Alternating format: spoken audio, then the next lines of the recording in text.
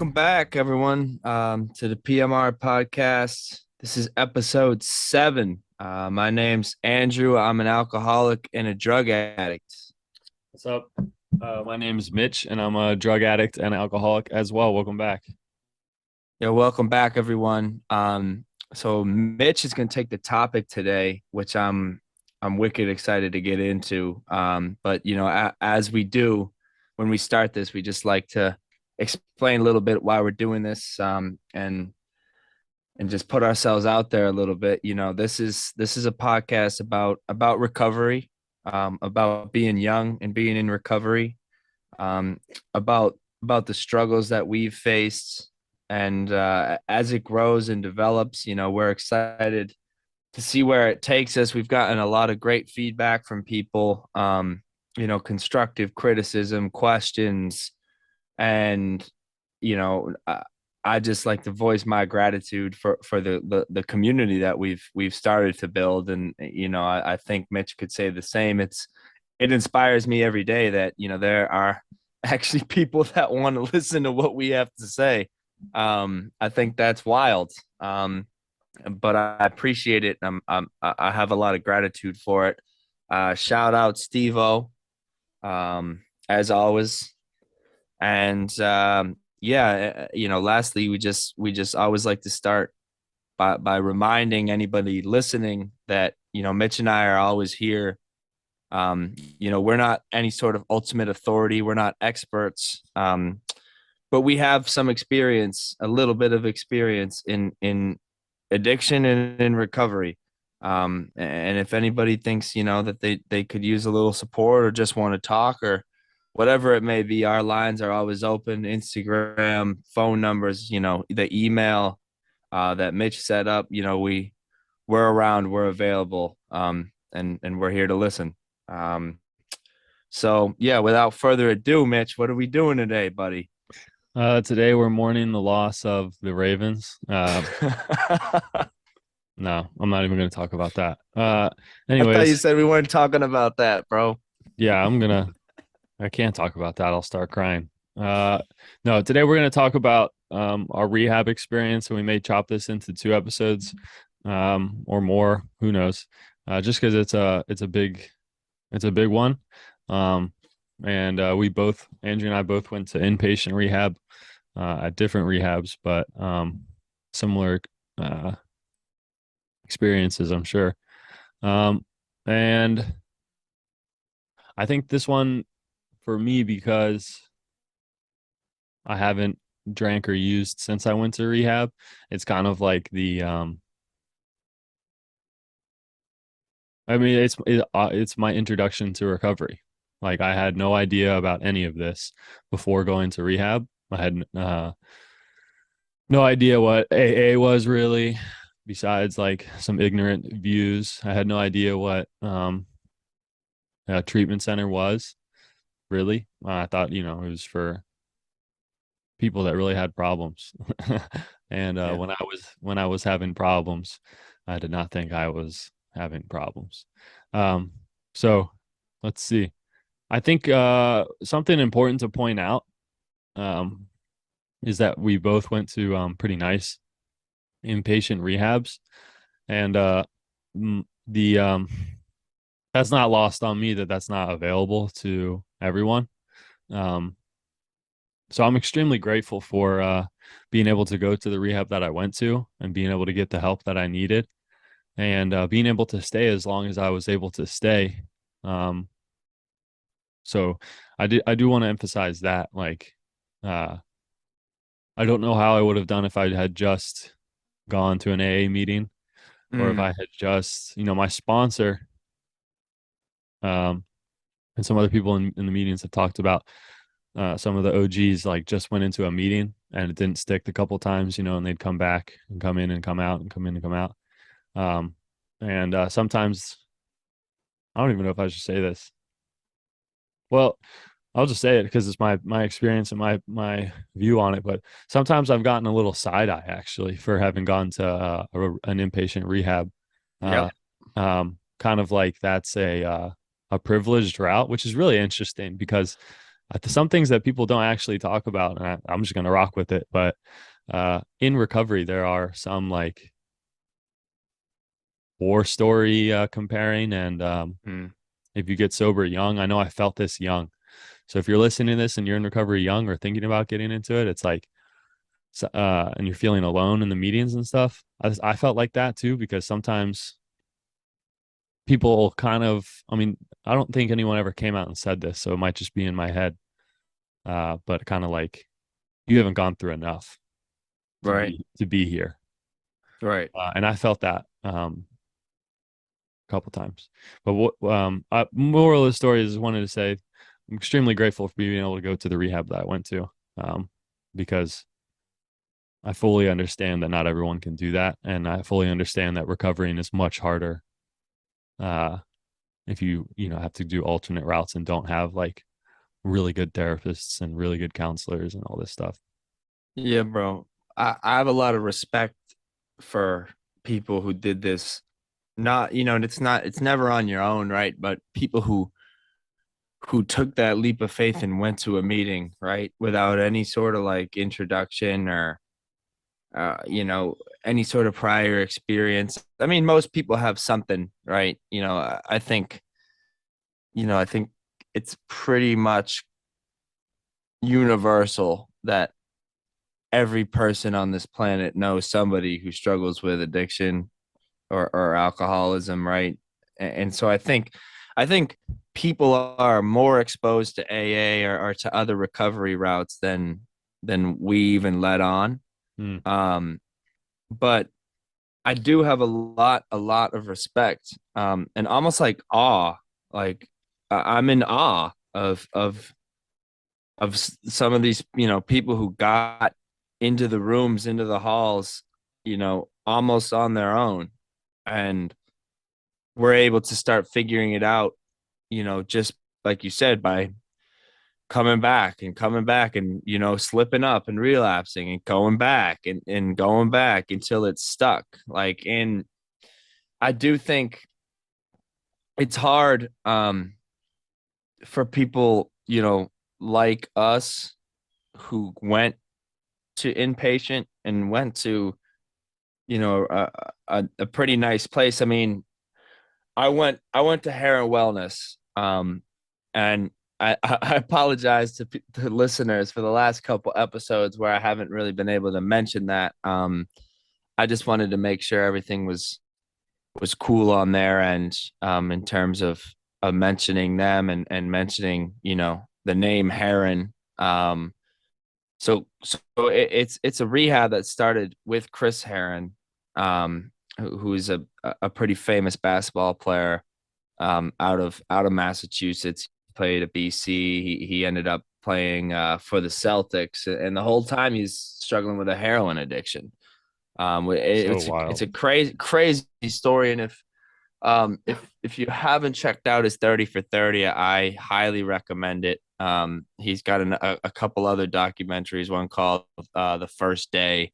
There's He's an extremely powerful speaker. His message is very strong.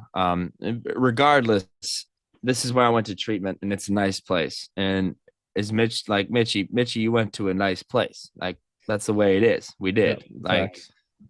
and so I think it's hard because on the one hand, like, for some reason I have guilt. Like, when I step into a meeting, you know what I mean? Like, I step into a meeting sometimes, and people there, like, they maybe haven't been as fortunate as me in terms of the family that I grew up in.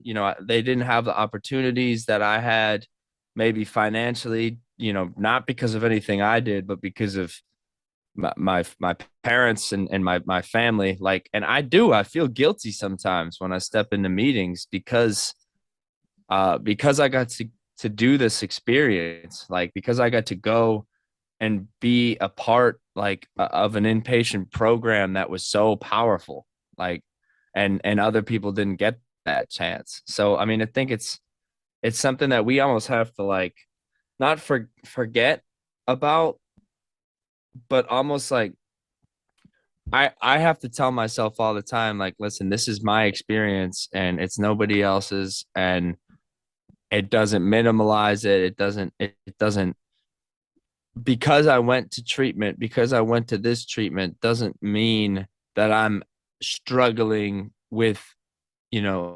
addiction, and that I don't have the disease. Like, and it doesn't lessen my disease and in any way, shape, or form. Like, I'm still an addict. I'm still, I could still struggle. Like, it doesn't mean that I'm just supposed to be like way better off Mm, than anybody else. Like, this is just like what happened to be my journey. So yeah, I mean, I think, we this is a power, like a crazy experience, and one that people like. Treatment and rehab, like that's a fucking trigger word for people. Like, people outside of recovery, they hear, oh, like you went to treatment, like there's something very wrong with you. Like, so I mean, I'd love to get into that. Like, we talked about, I think, a couple episodes ago, and it was a hard hitter. Like, so we had to take a little break. We mm. talked about like our first 30 days there. Um, and those kind of struggles, like being initially in treatment. And I'd love to hear like how that progressed for you, like where, maybe where that almost like a switch came to being like, wow, like I actually do belong here, or Yeah. or and in terms of just like that timeline of like, how did this progress, like how did this journey progress, you know. Yeah. There's definitely a switch. But yeah, so let's see. Let's take it back. Take it all the way back. So I was inpatient for 35 days, and I was only supposed to be there for 28 days. And I made a switch about 2 weeks in. So I capitalized on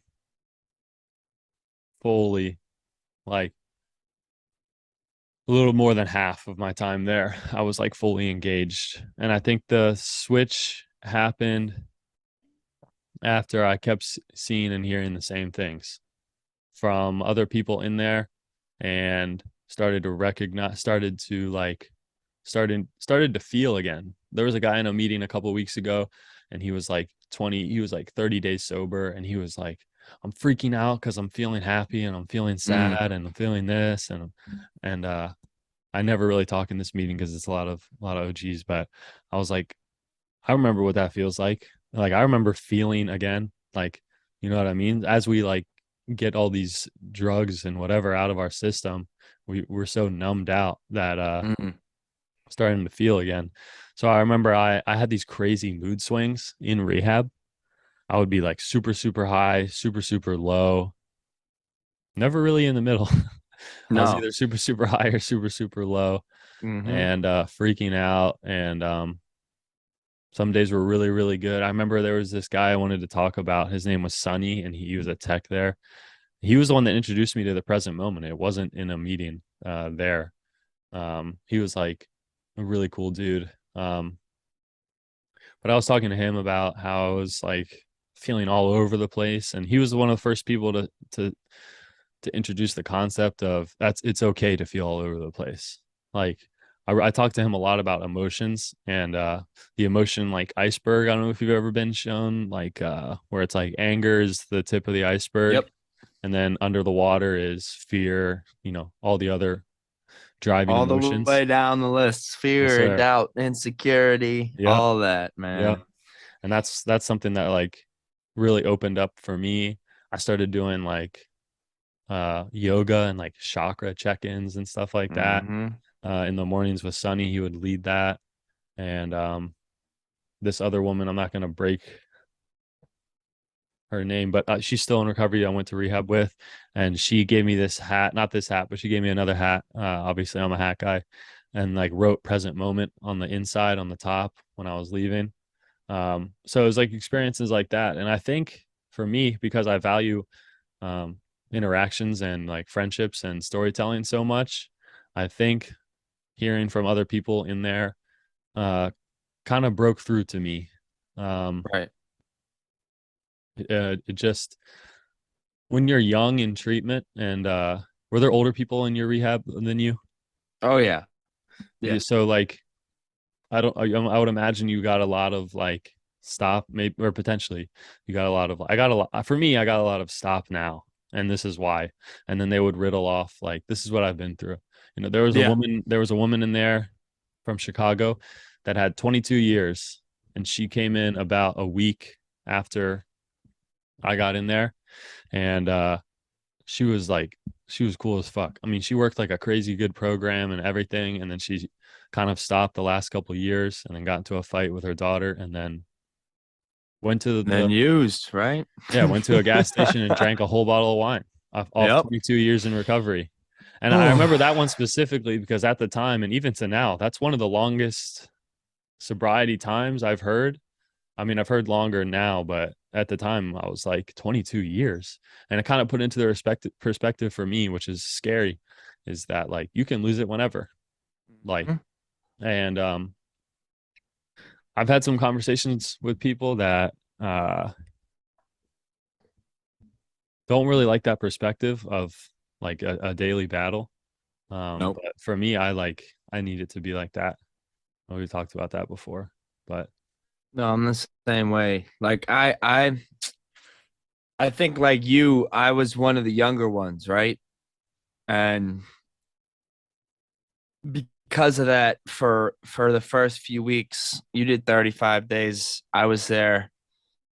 I must have been a more extreme case, Mitch, because I was there for 70 days. And for those who have, been listening to the past episodes, then you guys know that a very close family friend of mine was, and is the director of this place. And she simply wouldn't let me leave. Like she was every time I said I'm ready, she's like, you're not ready. Like you're not opening up. You're not, you were just peeling back the layers of your addiction. You're just starting to get to know who you are. And I started to realize that, like, and to kind of just jump forward, I it's almost funny, like I didn't leave.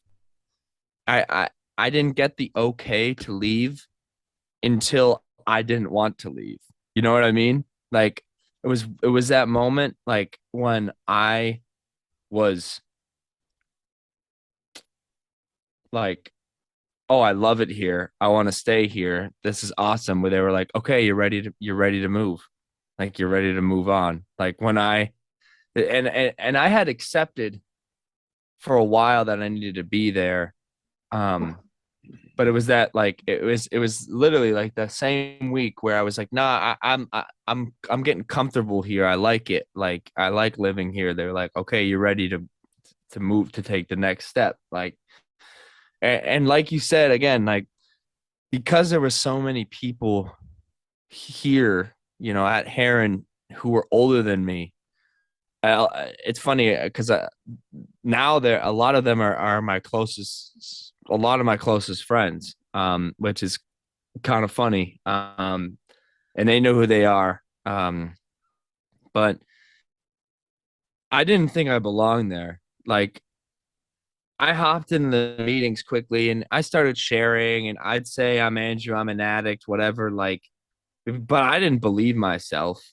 Like, and I knew I was just saying it. I was like, yeah, I'm just gonna fucking do what they want me to do. I'm gonna like make it seem like I'm like taking the suggestions and checking off the boxes. Like I thought I was so smart, dude.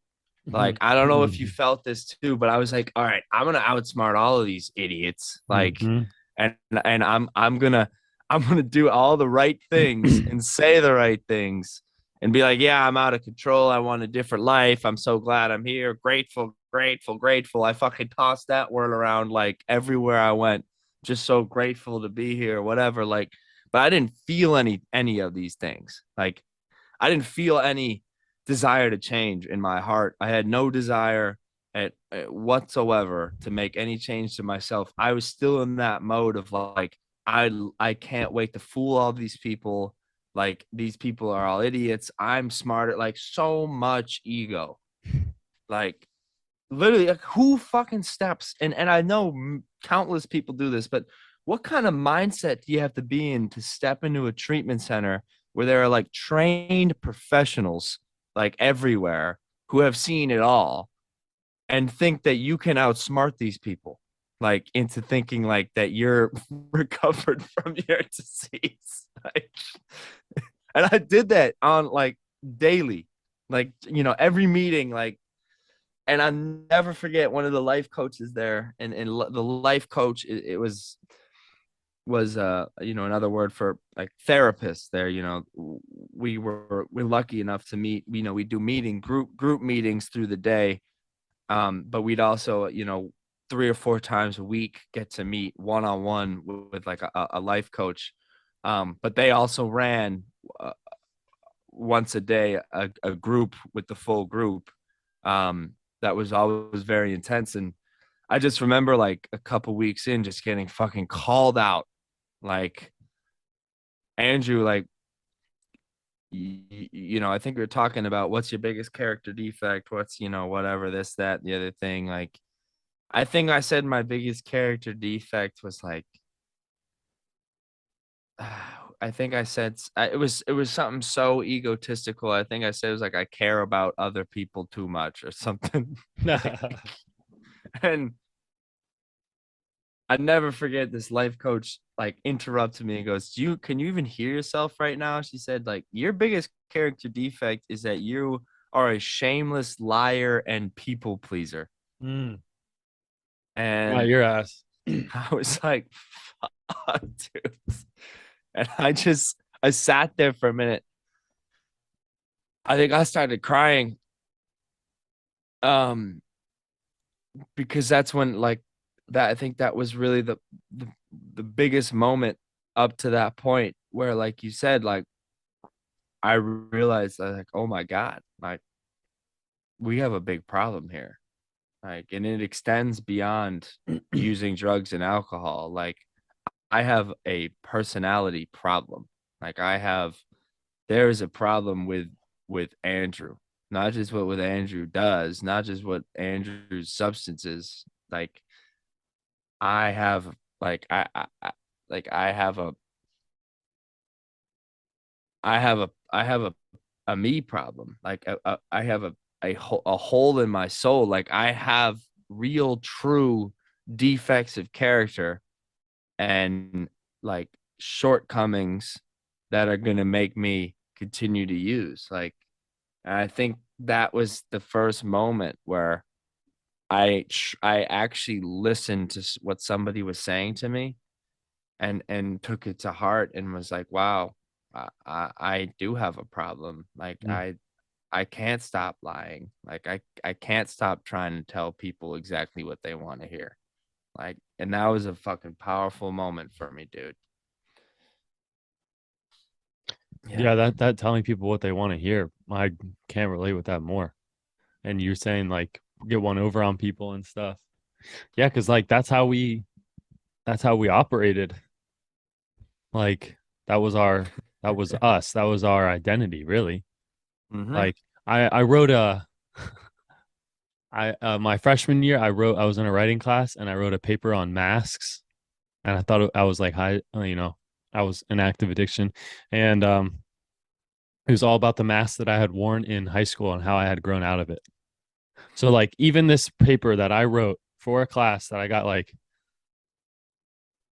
praised for because it was like so like wow, you're so introspective. Like I was like it basically talked about how I wore masks in high school and would manipulate like in certain environments and stuff like that and had to like appear this way in front of this group, appear this way in front of this group, but I don't do that anymore, because I've leveled up out of that and I'm a college student now and I see that now, I've learned from that.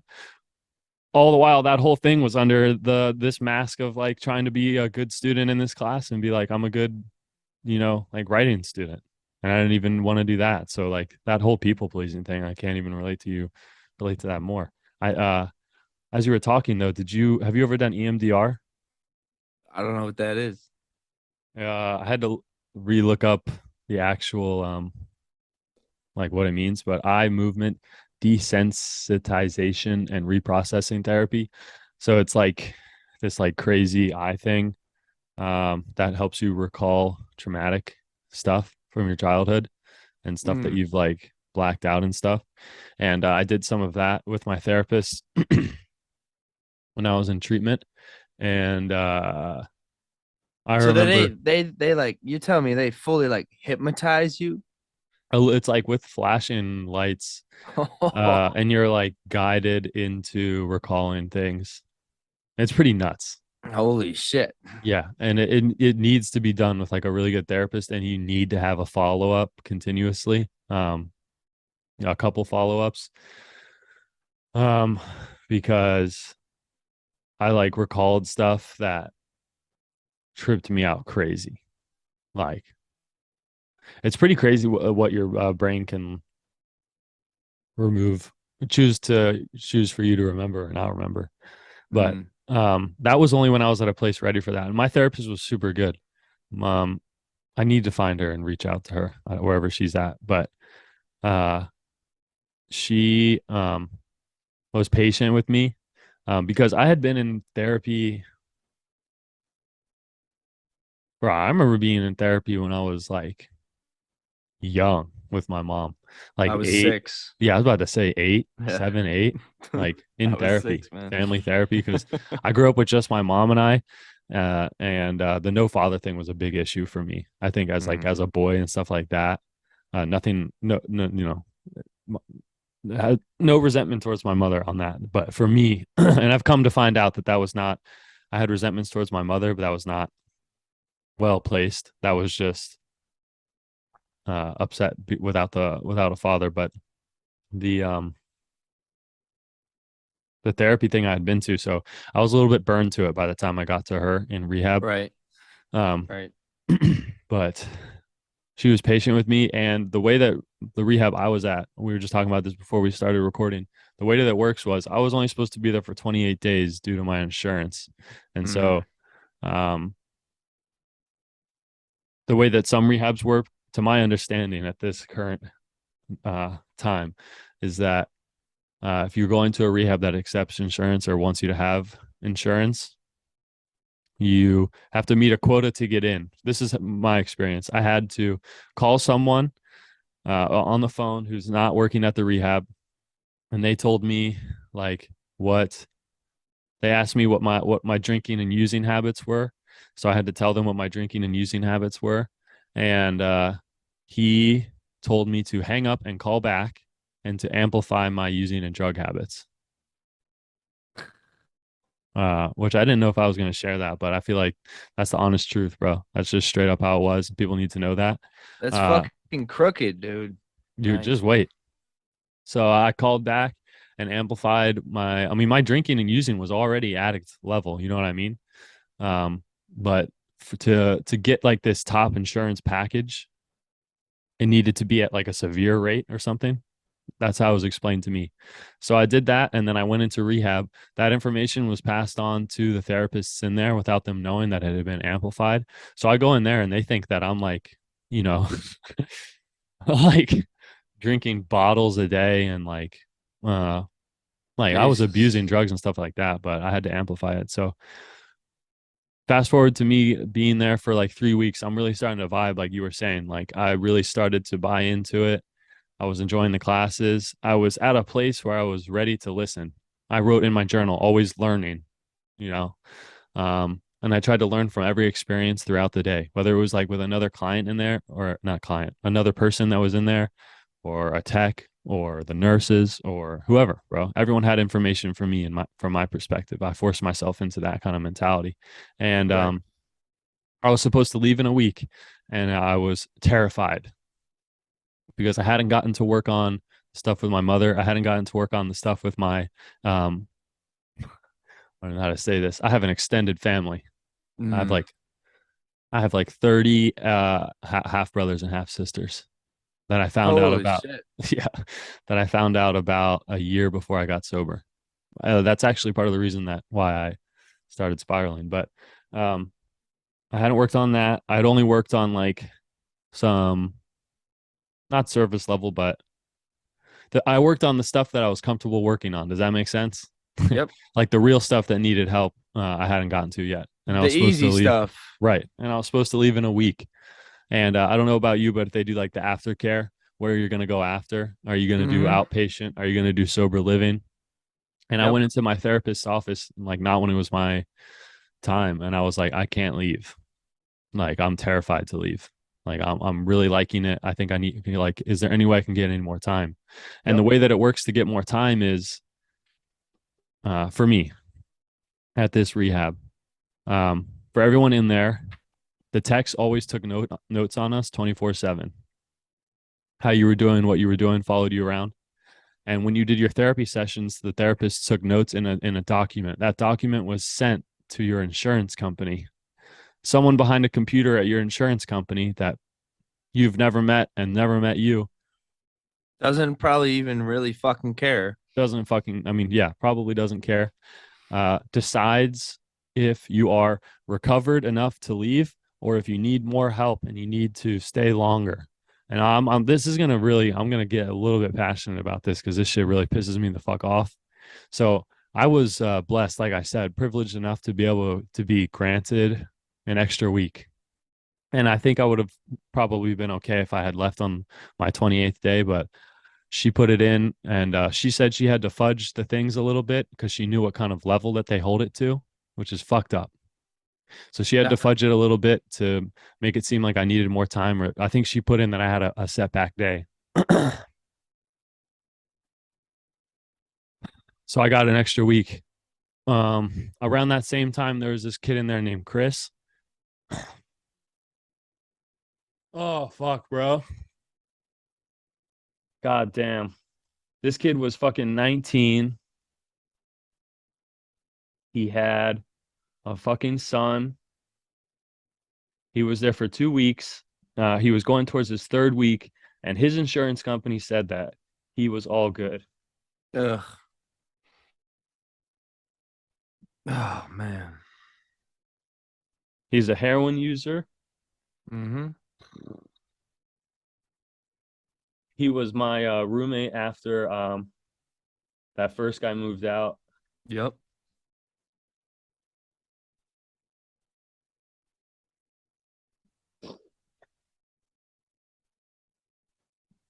Bro, and they sent him on a fucking bus back to fucking Memphis, and he relapsed, OD'd at a fucking bus stop, and died, bro. Because they decided he was recovered because he didn't have the best fucking insurance or whatever. Bro, I was fucking talking to him the fucking last night that he was there, bro.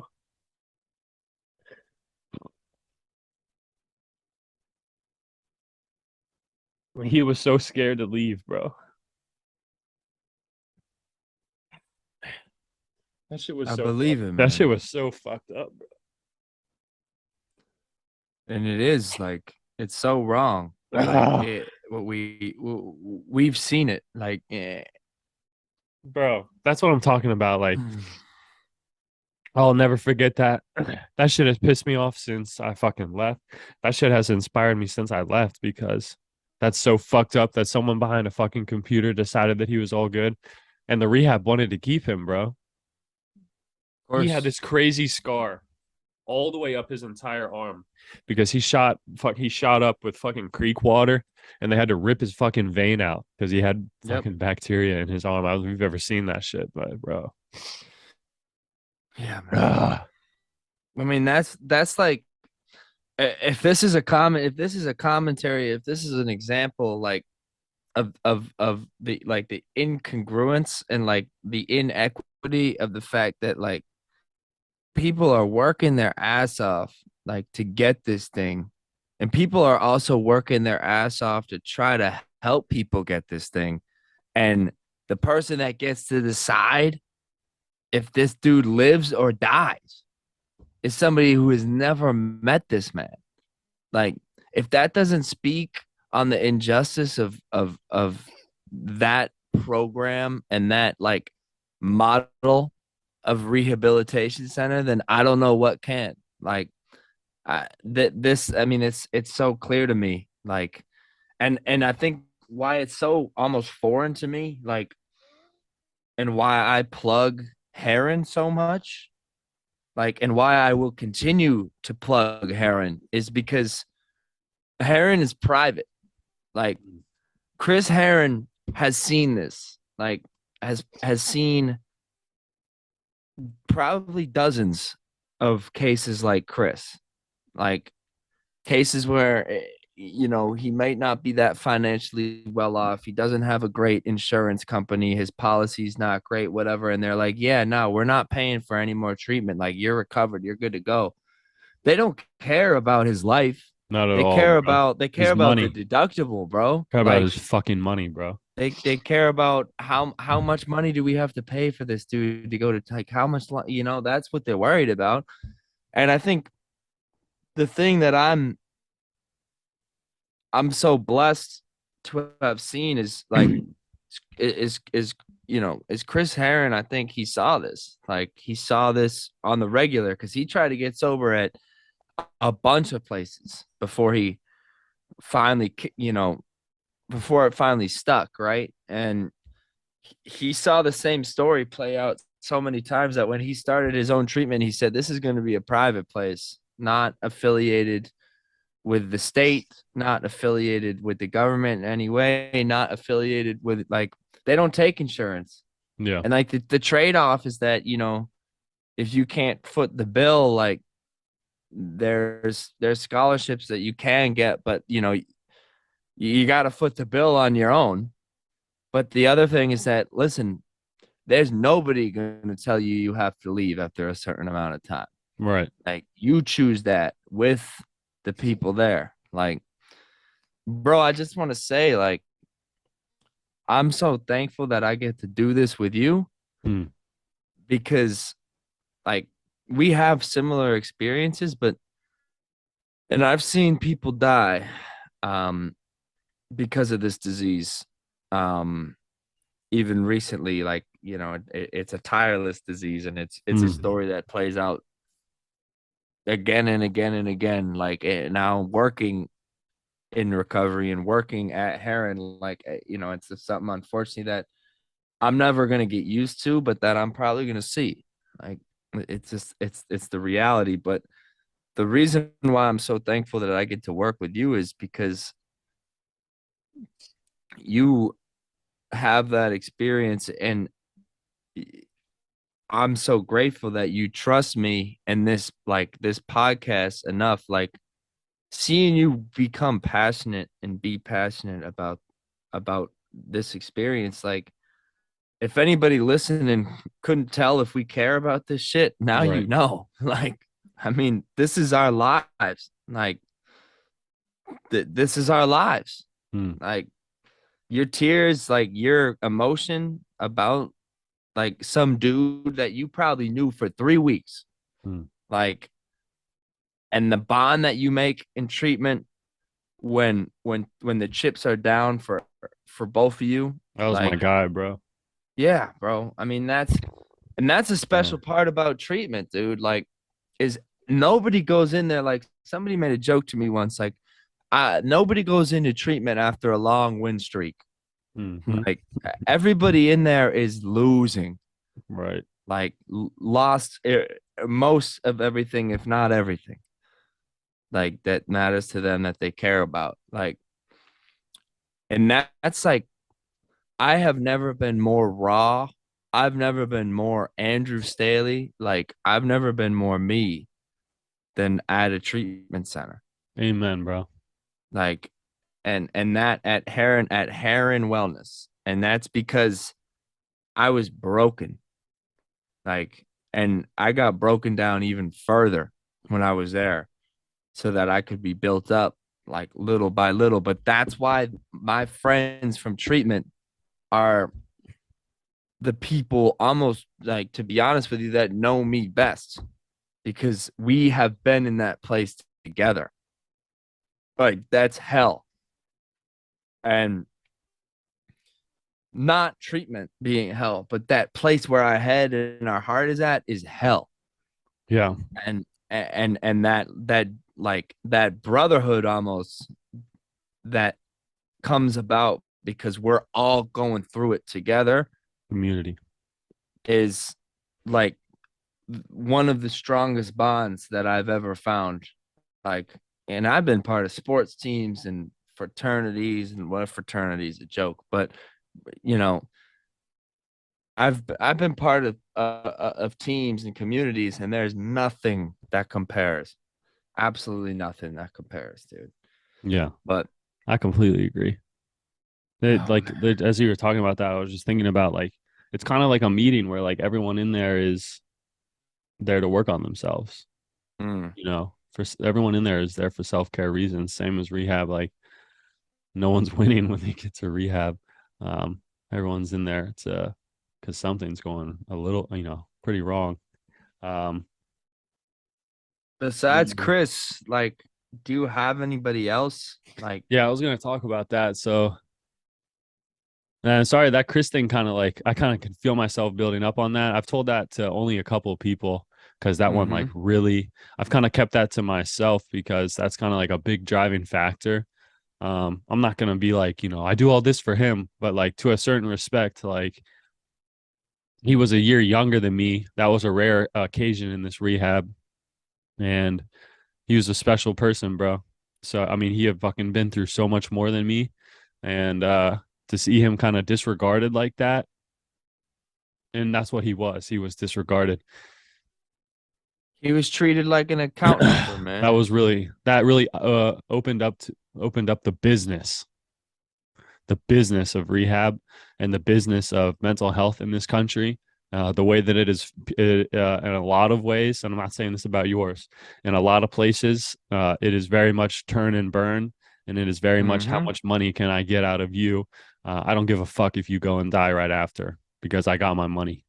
And that's something that I'm passionate about working towards changing. But um, in terms of the community that I made in there, also, I did. I left with a lot of phone numbers. They have this ceremony or I mean, the rehab is shut down now, so take that as you will. But they had this ceremony when you would leave, where everyone that was there would give you something like a token.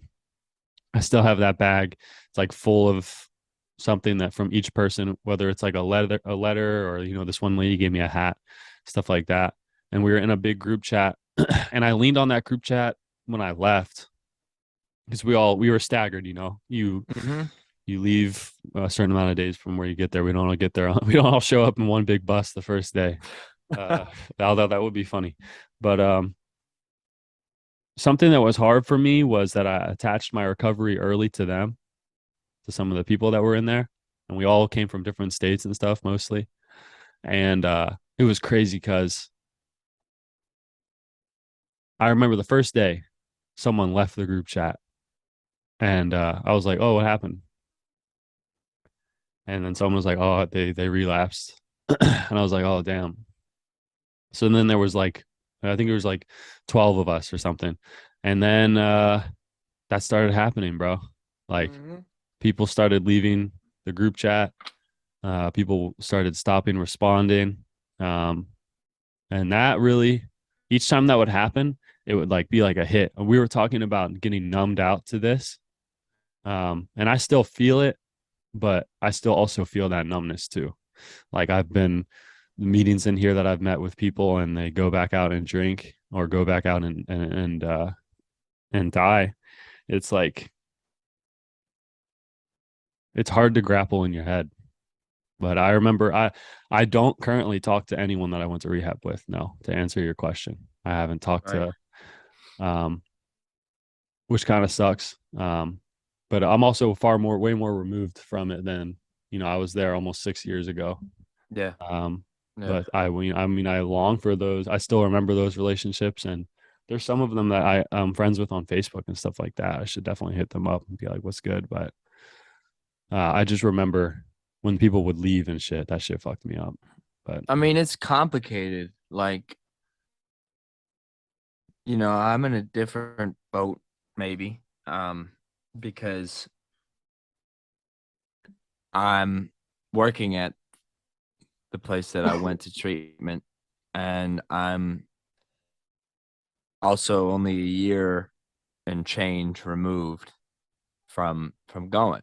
Um, but it's a complicated relationship, right? Like I want to be there and be connected with the people that I went to treatment with, but the simple fact of it is like a lot of us like don't get this. Like the statistics of addiction and alcoholism in America are not, I mean, in the world as well, like are not like the percentage of recovery is not high. Yeah, that's a good point. We've It, never even pointed it's that out. We like should it's point that not out. like it's not, and I don't know the specific numbers, like, but and I think it's not 50-50. I'll tell you that it's Yeah, much lower facts. than that. Like, and because of that, like it's a complicated relationship because I walked through all of this emotional shit with all these people, and I'm almost like, look at us go, like Mm, because I take so much pride in my fucking recovery, like mm, because I'm not like proud of myself all the time, like no, but I am proud to be in recovery. mm. Like that's just where I'm at. Amen. Like and it's a As you good should it's be, a good bro. feeling. Like and then I think you feel the same way, like in a lot of ways. Like, but it fucking breaks my heart when people that I went to treatment with are not proud to be in recovery. And I they're agree like, with you. no, and they drink and they use and they relapse and they die. And like it makes me angry, and it confuses me because I'm Mm. like, don't we all want this? Like, couldn't you see what I saw? Like your So life was fucking true, getting bro. better. Yeah. Like you were seeing your kid again. You were getting back with your spouse. You had your job, but whatever it was, like the external things were coming back. Not only that, you were healthy. Like I saw the change in you. Mm, Like I was with you when this happened. Like, and that's why it's almost dangerous sometimes for me to become too attached mm. because because a lot of people go out, Yes, they like, do. and I think I've been blessed with um a couple of young dudes that I went to treatment with. Shout out the Goose and shout out the Bag Man. I love I that. can't say them by name, but they know who they are. The bag man Um sounds the bag man sounds not like a recovery friend. he is the he is in he's got a year Oh, he's got my one boy. week less than me, man. He Let's came go. I in love 5 days after I did, man. that's But awesome. The bag man. we'll Maybe have to we have him on yeah, as that'll a be sick. guest. Episode whatever, the bag man. That's funny as fuck. But like I've been lucky, and this is why I think we've had like different experiences with treatment, and I'm like I don't want to say like I feel bad for you, but I do feel bad for you because like you don't talk to these people anymore, right? But like I got these two dudes and a couple other that like are in their 20s and still sober after going to treatment with me. And like I don't know where I'd be without these guys. Like we got sober there together. We walked through a lot of shit together. We all know way too much about each other.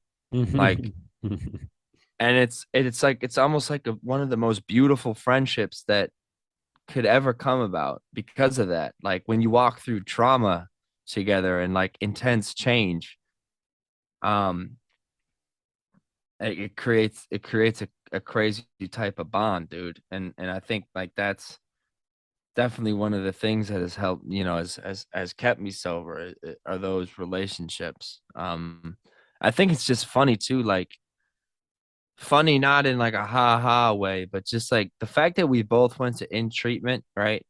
And we had similar like inpatient treatment, and we had similar like experiences there, but at the same time it was like vastly different. Like Yeah. you had to deal with this whole business bullshit side of it. Like you know you you kind of had to like fudge your way into an extra week there, which is absolutely ridiculous. Mm. Like, and you went through that, like, almost that gradual separation, like, where now it's almost like it's not like you don't, you still have memories and experiences and like lessons that you learn there, but you're not really connected with that place, and it doesn't even exist anymore. Yeah. Like, it's just that it's like almost, it's, isn't it weird? Like, it's so different than mine. Yeah. It is weird. Yeah, it's funny because they had this like alumni thing. This is not funny. This is fucked up. They had this alumni thing with the SunTrust was the name of it. And they had to shut that down because not enough people stayed sober. Um, it is. I don't know what the numbers are either, and it's probably pretty hard to get an accurate read on it. But if there's anything I learned from being in recovery and going to rehab and seeing this, that, and the other, um, is that it really has nothing to do with anything other than you personally. You know, I've met dudes that got sober through going to AA. I met dudes that got sober, people that got sober through rehab. So there's no like, if you go here, you're good. If you do this, you're good. Like, and like your frustration with people like going out and stuff, and my frustration with that as well is hard, but I think it's always gonna be there. You know what I Yeah, mean? man. There's just like there's nothing we can do. I mean, there's things that not nothing we can do. It We're almost, doing it right now. yeah, we're doing yeah, exactly. Let's talk about it. We can talk about it. Um, That's it. That's all we yeah, can do. But yeah, man, this has been a crazy cool episode. Like, yeah. I mean, it's I'm proud as fuck of you as always, but Oh, like, thank you. I'm proud of you as that's a well, lot of bro. opening up, bro. Like, Yeah, I can't. That Chris story fucks me up every time, bro. I kept that one to myself for so long that when I first time I told it, I think I cried like that. But dude, that shit, I'm so like you were saying, bro. We're so passionate about this shit. Like, I just don't want that. yeah, I know that happens every day. You know, every that's the fucking thing. day. I know that happens every day, and not many people know about that. And it's really dark, and it's really, really like the mental health crisis on top of the addiction, because they are co-occurring in this country, is nuts. Like, I just want to make sure everyone's clear. The number one issue in this country in terms of like what's the biggest epidemic or the biggest uh crisis, in my opinion, is the mental health addiction crisis. Yep. The lack Yep. of like attention to that is, from my opinion, it like, it's the biggest issue by far. I don't even think there's many that are that close to it, but that's a whole nother thing. Oh man, I agree But with that's you. why, I mean, that's why we're doing what we're doing. And bro, if I could ever have like a rehab or anything like that, that would be so sick. Like, that has still remained stagnant as a goal of mine. So Who knows, we'll bro? see what happens. Put a fucking pool in there, have them Present swimming moment, laps, present moment huh? recovery center, bro. That would be Yeah, fire. bro. And put That'd throw a be so pool in fire. there. Get a yoga studio, bro. Yeah, I could hustle swim lessons out my own rehab, bro. Jesus Christ. Just kidding. Yo, But I do want to leave you though with this one last thing I heard. please I do. actually heard when I was in treatment, Yeah. because if anybody's wondering, we actually do have notes, and Yeah. I don't fucking do any of them. Mitch does all of them. So thank you, Mitch, for carrying my ass. But for anybody thinking we're just shooting from the hip, no, not always. But You're funny as fuck, bro. not always. But Not always. a scene in here, you said like one of the things that you want to talk about, and we're gonna get into it more next episode, because this ain't it for Hmm. rehab. No. This is not it. Uh-uh. Not the full thing. Um, is things that we heard from people in there. And one thing that I heard that I repeat to myself almost every day, because I do have a working resentment against God at times, um, is religion is for people who don't want to go to hell, Mm, and spirituality is for people who have already been there. mm. And I carry that with me That's every wild. day. Um, and it's one of the best things that I heard in treatment. I like that a lot. But my friend, thank you. Thank you. This has been dope. I think it's time for a nap. Yeah. Um, and a little bit of self care. Yes, sir. Um, but thanks everyone for listening. Keep coming back. We appreciate you. Shout out Steve O, all that good stuff. Keep coming back. We'll see you on episode 8.